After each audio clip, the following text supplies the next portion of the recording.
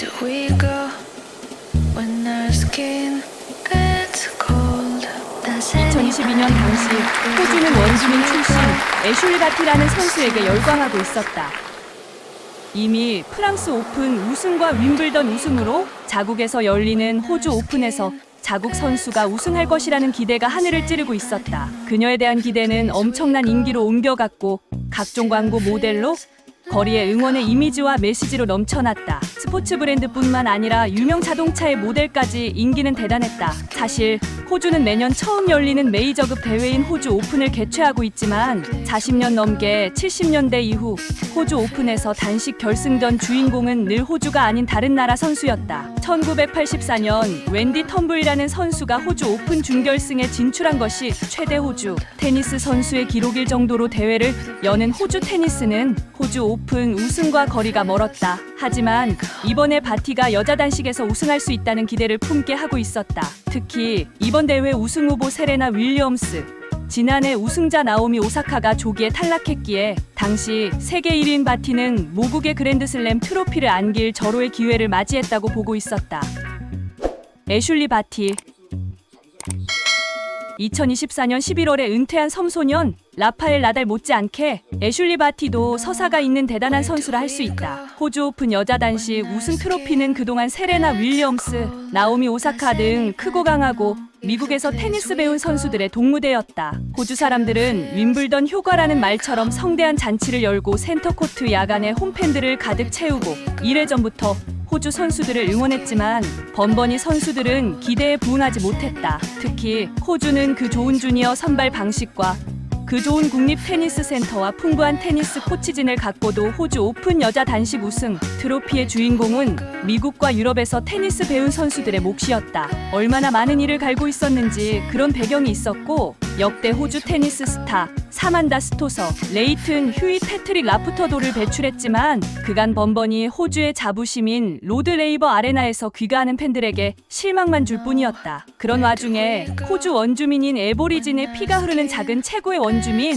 소녀가 서서히 일을 내기 시작했다. 바티는 여자 선수로는 드물게 기술적 테니스를 구사했고 특히 슬라이스가 페더러만큼 뛰어난 선수였다. 일반적으로 양손 백핸드를 구사하는 선수들은 다소 백핸드 슬라이스가 부족하거나 잘하지 않는다. 하지만 바티는 양손 백핸드를 구사하면서도 백핸드 슬라이스를 자유자재로 구사하는 기술적 테니스를 잘하는 선수였다. 전반적으로는 안정적이고 저중심의 밸런스가 아주 뛰어나며 다른 여자 선수들과 달리 슬라이스의 활용도가 압도적으로 뛰어나다. 바티가 힘 안 들이고 슬라이스 샷만 계속 반복하기만 해도 웬만한 상대방은 힘들게 리턴하다가 체력도 멘탈도 무너지게 되는 경기가 아주 많았을 정도였다. 그녀의 정점은 2022년 자국에서 열리는 대회에서 이를 내고 만다. 2022년 1월 WTA 투어 애들레이드 오픈에서 우승하였고 복식에서도 스톰 샌더스와 짝을 이뤄 우승하였다. 바로 있던 호주 오픈에서 178cm의 노련한 미국의 다니엘 콜린스를 그것도 2세트에서 5대1까지 밀렸지만 역전하며 이기고 우승해 44년 만에 호주 자국 선수가 우승하는 감격을 누렸다. 바티는 1회전은 더블 베이글 스코어로 이겼고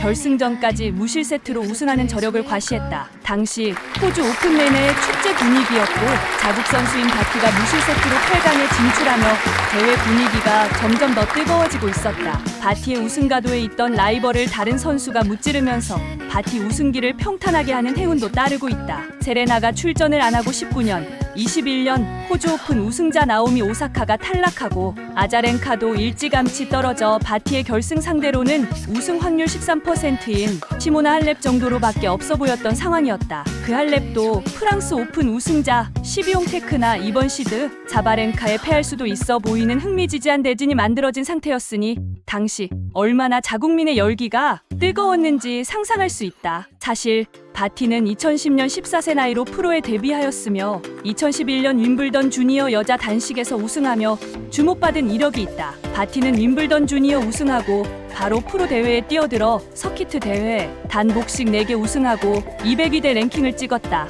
이는 기본기와 그녀만의 무기가 있기에 가능했을 것이다. 하지만 특이하게도 2014년 테니스를 떠나 잠시 크리켓 선수로 있다가 2016년 복귀했다. 테니스로 2017년 말레이시아 오픈에서 WTA 투어 첫 우승을 하였다. 2018년 US 오픈 여자 복식에서 우승하는 등 4대 메이저 대회 여자 복식에서 전부 결승에 올랐다. 2019년 프랑스 오픈에서 개인 첫 단식 그랜드슬램 우승하였고 2021년 윈블던에서 두 번째 그랜드슬램에서 우승하였다. 2020년 하계 올림픽에서는 혼합 복식에서 동메달을 획득하였다. 정점은 2022년 애들레이드 오픈 우승과 드디어 호주 오픈에서 자국 선수로는 44년 만에 우승하며 자국민들에게 엄청난 이슈를 만들어 주었다. 1996년생 28세 166cm 테니스 선수로는 작은 체구의 305승 102패로 74.9% 승률로 은퇴와 마감했다. 4년 연속 세계 여자 테니스 1위 단식 14회 우승 그랜드슬램은 3회 우승을 했다. 하지만 자국에서 열린 호주 오픈을 우승하자마자 3월에 전격 은퇴를 발표하면서 2008년 은퇴한 주스틴 애냉 이후 처음으로 세계 랭킹 1위의 자리에서 은퇴한 여자 테니스 선수가 되었다. 당시 그녀의 은퇴 선언은 상당한 충격과 이슈를 낳았다. 은퇴 당시인 바티는 2023년 기준으로 승률이 85% 이상이었고 브레이크 포인트 방어율이 65% 이상이었다. 특히 바티의 은퇴 후 여자 테니스 랭킹 1위에 장기간 있었던 시비옹테크가 바티한테 2번 다 졌던 전적이 있고 이기기 어려운 상대라 은퇴가 없었다면 여자 테니스 1위를 계속 유지했을 거라는 예상과 바티의 이런 뛰어난 기술과 경기 운영 능력이 여전히 최고 수준이었다는 의견이 지배적이었기 때문이다. 바티는 여자 선수로는 드물게 기술적 테니스를 구사했고 특히 슬라이스가 페더러만큼 뛰어난 선수였다. 일반적으로 양손 백핸드를 구사하는 선수들은 다소 백핸드 슬라이스가 부족하거나 잘하지 않는다. 하지만 바티는 양손 백핸드를 구사하면서도 백핸드 슬라이스를 자유자재로 구사하는 기술적 테니스를 잘하는 선수였다. 전반적으로는 안정적이고 저중심의 밸런스가 아주 뛰어나며 다른 여자 선수들과 달리 슬라이스의 활용도가 압도적으로 뛰어나다. 바티가 힘 안 들이고 슬라이스 샷만 계속 반복하기만 해도 웬만한 상대방은 힘들게 리턴하다가 체력도 멘탈도 무너지게 되는 경기가 아주 많았을 정도였다. 2022년 초에 WTA 투어 우승과 복식에서도 우승하였고 바로 있던 호주 오픈에서도 우승하는데 1회전은 더블 베이글 스코어로 이겼고 결승전까지 무실 세트로 우승하는 저력을 보면 바티가 얼마나 실력과 기술의 테니스를 잘하는 선수인지 잘 알 수 있다. 사실 바티는 타고난 구기온이 있는 천재라 볼 수 있다. 크리켓에서도 상당한 기록이 있으며 골프도 지역 골프 대회에서 우승할 정도로 구기 종목에 다재다능한 선수였던 것으로 보인다. 바티의 최대 장점은 무엇일까? 바로 저중심의 정확한 기술적 포핸드와 백핸드 슬라이스가 최대 장점이라고 할 수 있다. 페더러 못지않은 백핸드 슬라이스는 다양하며 스핀이 강하게 걸린 구질을 가지고 있다. 예로 공격적인 시비옹테크 마저 바티의 슬라이스로 인해 제대로 포핸드 공격을 하지 못하는 장면들을 볼 수 있다. 166cm의 다소 작은 체구이지만 크고 강한 선수들에게 완급 조절과 속도 조절을 자유자재로 하며 자신에게 유리한 상황으로 만들어가 가는 게 뛰어나다. 이런 바티의 백핸드 슬라이스로 호주의 테니스 여제로 등급했다 해도 과언이 아닐 것이다.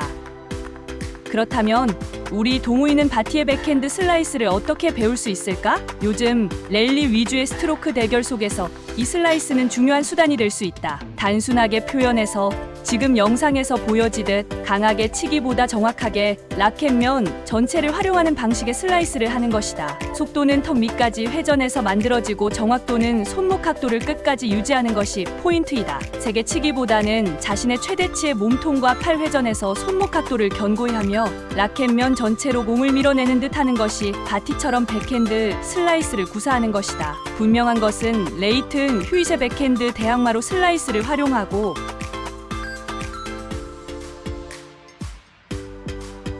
그 슬라이스로 역대 최다 윈블던 우승자가 된 로저 페더러처럼 바티의 슬라이스는 강력한 무기로 그녀의 커리어의 완성을 일조했을 것이다. 우리도 투핸드 백핸드를 구사하더라도 백핸드 슬라이스를 장착해보자. 슬라이스를 구사할 줄 안다면 더 칼을 갈듯 다양한 슬라이스 구질을 발전시켜보자. 바티의 슬라이스 방식을 우선 3개월만 집중해 연습해보자. 강하게 보다는 라켓면 전체로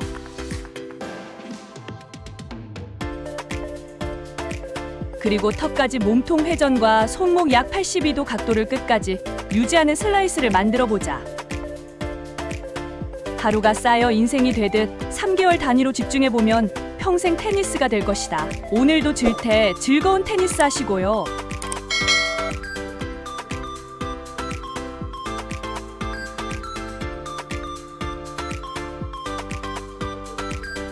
디그앤디그